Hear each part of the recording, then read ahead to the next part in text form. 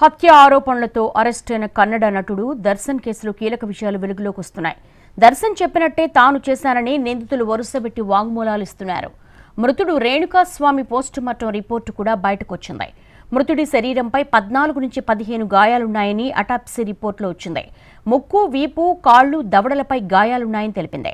బలమైన ఆయుధంతో దాడి చేయడం వల్లే రేణుకాస్వామి చనిపోయాడని అటాప్సీ రిపోర్టు స్పష్టం చేసింది. దర్శన్ అదుపులోకి తీసుకున్న అన్నపూర్ణేశ్వరి పిఎస్ పోలీసులు కోర్టులో ప్రవేశపెట్టారు.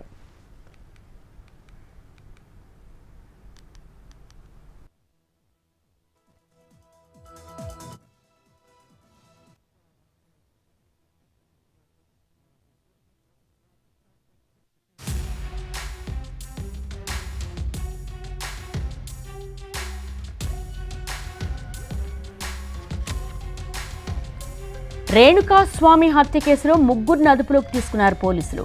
ముగ్గురు కూడా దర్శన్ పేరు చెప్పారని తెలుస్తోంది. దర్శన్ చెప్పడం వల్లే తాము హత్య చేశామని వాంగ్మూలం ఇచ్చారని సమాచారం. రేణుకాస్వామి మృతదేహాన్ని జూన్ 9న కనుగొన్నారు. బెంగళూరు సుమనహళ్లి బ్రిడ్జ్ దగ్గర బాడీ లభ్యమైంది. దర్శన్ ప్రియురాలు నటి పవిత్ర గౌడ్కు వాట్సాప్ ద్వారా అసభ్యకరమైన సందేశాలు పంపించారని రేణుకాస్వామి అనే వ్యక్తి మీద ఆరోపణలొచ్చాయి. ఇది జరిగిన కొన్ని రోజులకి అనుమానాస్పద రీతిలో రేణుకాస్వామి చనిపోయాడు. ఆయన మరణం వెనుక దర్శన్ ఉన్నారు అన్నది ప్రధాన ఆరోపణ. దీంతో దర్శన్ను మైసూర్లోని అతని ఫామ్ హౌస్లో పోలీసులు అదుపులోకి తీసుకున్నారు. ఆయన కళ్ల ముందే గ్యారేజ్లో హత్య జరిగిందని, ఆ తర్వాత డెడ్ బాడీని డ్రైనేజ్లో పడేశారని కర్ణాటకలో ప్రచారం జరుగుతోంది.